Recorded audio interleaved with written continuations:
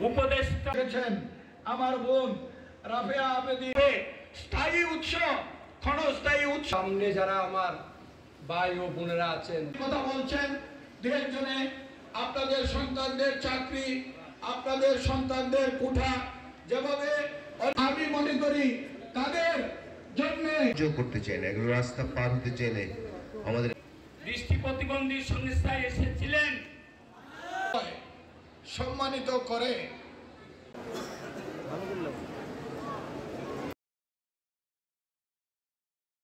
honours এবং masters final পরীক্ষা পাশে আছেন দৃষ্টি প্রতিবন্ধীদের ভাই আমার ভাই